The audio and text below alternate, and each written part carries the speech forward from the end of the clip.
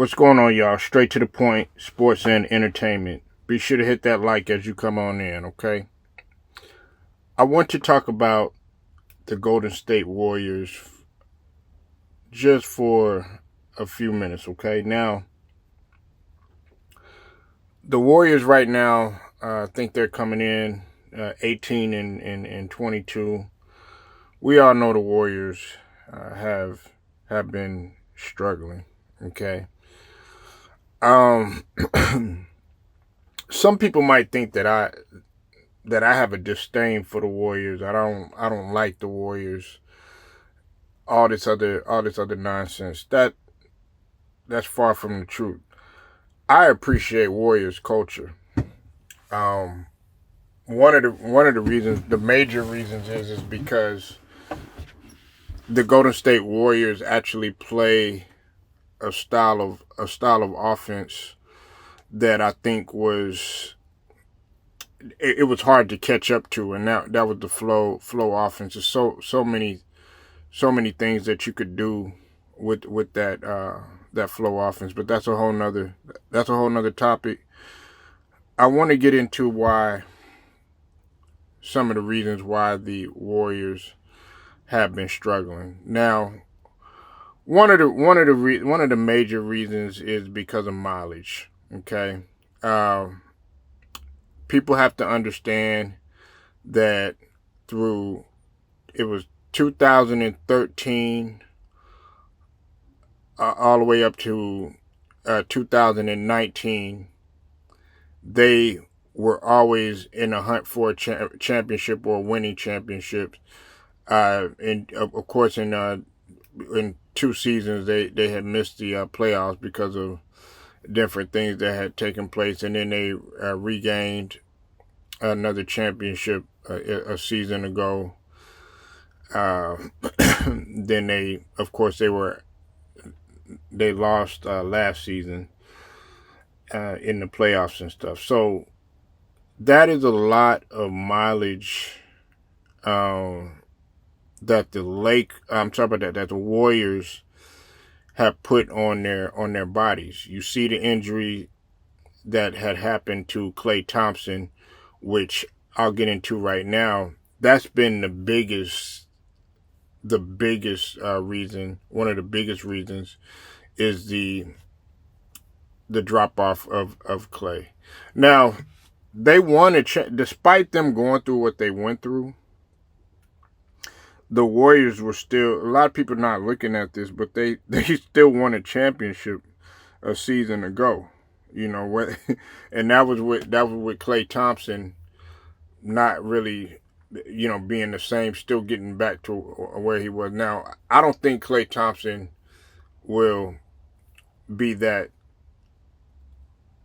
guy that he was when they were at the top of the pinnacle in the early 2000s, when they were going at the Cavaliers, and because he's my favorite player on the Warriors.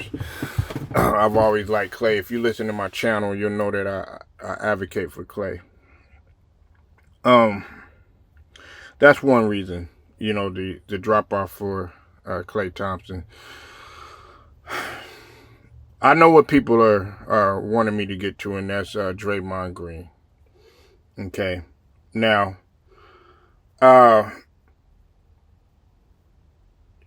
Draymond has had his fair share of ups and downs. Okay, we know about the suspension. Well, at first it was an indefinite suspension, but then they reinstated him. Then we know about the situation that went on with Jordan Poole. Okay. And then on top of that, the different antics that had taken place with him and stuff. But to be honest with you, I'm gonna keep it straight 1,000. I've seen much worse than Draymond. Okay, everybody everybody might have their different feelings about Draymond. I don't like some of the antics that Draymond brings to the table, but if you would have asked me if I wanted Draymond, and I'm talking about when in the early 2000s when they were really winning championships and really going hard, and the league was trying to catch up to the Warriors. If you asked me if I wanted Draymond on on the Sixers, hell yes. And I really don't care what anybody has to say about that, because now was he like D Rod, Dennis Rodman? Absolutely not. Absolutely not. Okay, there's no player that's gonna replace him uh, defensively. But if you ask a lot of these guys who, if they were like Draymond on the team, deep down inside, they would want Draymond, but on their exterior is gonna say no because of how Draymond is as a person. Okay, now that situation that happened with Jordan Poole, I don't really I don't blame that as a downfall on the Warriors. Okay, because there has been many situations that have taken place like that in the league, and much worse than just a scuffle between two teammates. Okay, scuffles happen all the time, and anybody that has played athletics, that have been in any type of locker room, whether it's basketball, baseball, football, um, any type of like competitive atmosphere where the testosterone is through the roof, somebody is gonna bump heads, especially when you're dealing with alphas. And that's not to say that I'm not classifying Jordan Poole as a beta or alpha or anything like that, but we know that Draymond was more alpha, at least he appears to be, than Jordan Poole. And everybody wants to sit here, oh well, it was Draymond's fault that Jordan Poole's playing the way that he plays. And then also with the situation that went on with KD. Now I wish things would have transpired a little differently with that situation with KD, but at the same token, to me, I'm more mentally strong than a lot of people, and these guys nowadays they're not as mentally strong, because back when I was watching basketball, and at that period, during the 80s, even as a little kid, during the 80s, and then in the 90s, and even the early 2000s and stuff, you had to have you had to have dinosaur skin, crocodile skin. You had to have real thick skin in order to make it. KD and Jordan Poole just didn't have that thick skin. And another thing is, you really should be blaming whoever took the video footage of them two fighting, because it is a family atmosphere. Okay, what y'all do, it stays in the locker room. It stays within closed doors. It's just like whenever you get into it with your family, it's family business. Nobody had no business. However, this is the social media age. Everybody's going to do it for clicks, likes, views, subs, followers, whatever. People are going to be enticed to want to look at it. And then they're going to place judgment. And they're going to make Draymond to look like this big monster, okay? Which really isn't the case. Players fight all the time. They're probably fighting now, but you just don't hear about it. So to sit here and blame it on one person, it's unfair. Also, the front office. Nobody talks about the fact that the front office was going through some changes. Okay, nobody wants to ever talk about that, but they were going through some changes. I will give Steve Kerr credit. Through everything that's been going on and stuff, he's handled it. He's handled it pretty well. He's handled it pretty well. But also, the league has caught up with the Warriors. Okay. Now, before I get to that, let me get on Steph Curry for a second. Steph Curry, man, he's a remarkable player. He's a generational player, and he set trends. Arguably, changed the game. Some people feel like he has. Some people feel like he hasn't. That's a whole nother topic for discussion.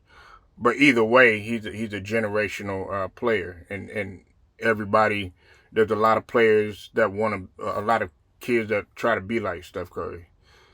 Having said all of that, Steph Curry has went through his trials and tribulations too as well, especially off the court with the situation that was going on with his dad and with his mom, things of that nature. And then there's been some other things that probably went on personally, but we know that that's just entertainment. Okay, that's just entertainment. Like I said, people want that type of attention so that they can bring it, that cloud and those likes, views, and followers and stuff. Also, I think that Steph Curry he's exhausted. He's exhausted.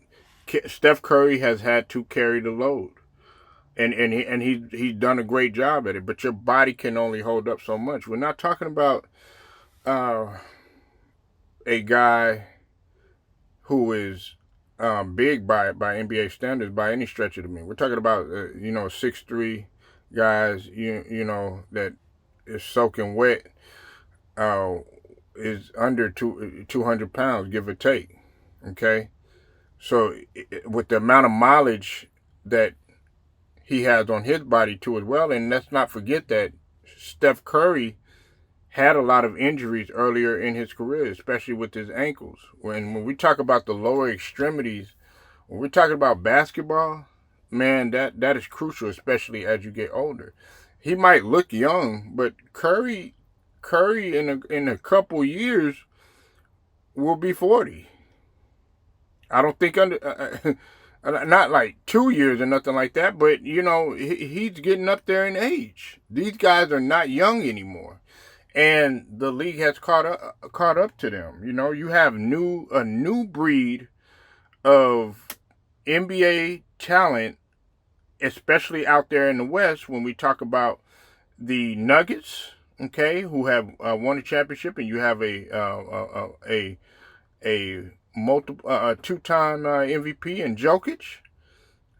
With their style of offense that they're playing, they got the front court and the back court with and a mixture of both. When you talk about Gordon, when you talk about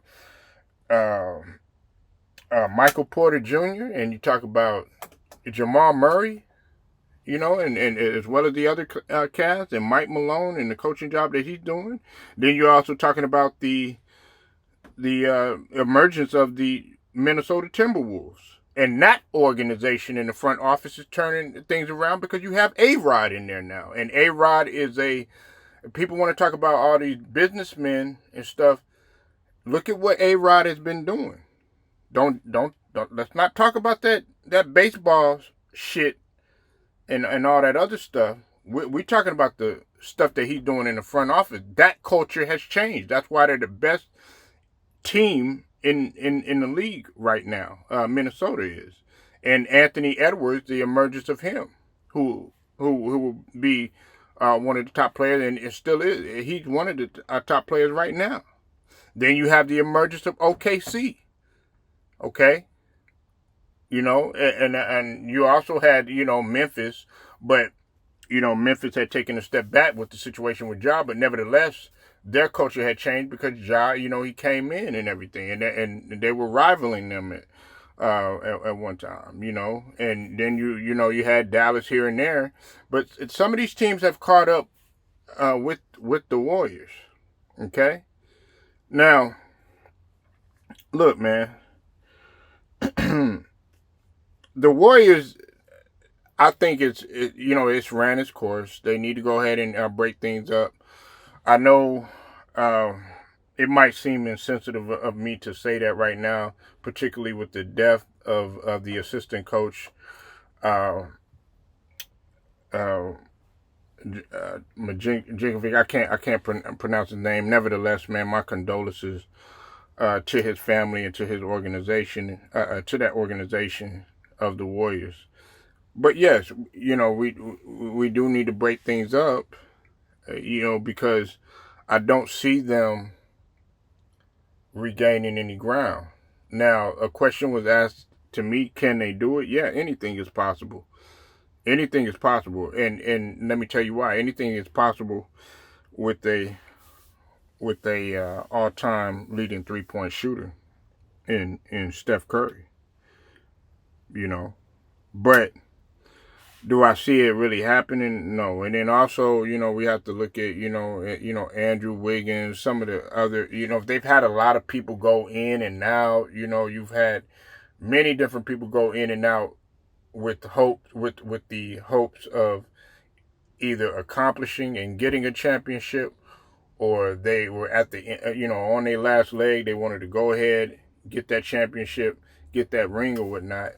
But nevertheless, to say that there's been a lot of personnel changes, and that can be tough too, because then you have to learn that player. That player has to learn the system, and the flow offense is not an easy. It's just not an easy offense to pick up. So, like I said, man, it was a combination of several different things that took place with the Warriors. I see them bouncing back and being, that championship team. Not for a few years. They're gonna have to rebuild, and I think the trio is coming to a close right now. The Steph Curry era, and that Warriors culture is starting to come to a close right now. But y'all tell me what you think, man. Can the Warriors regain to be that championship squad that they once were? And leave your comments. I'll holler at y'all.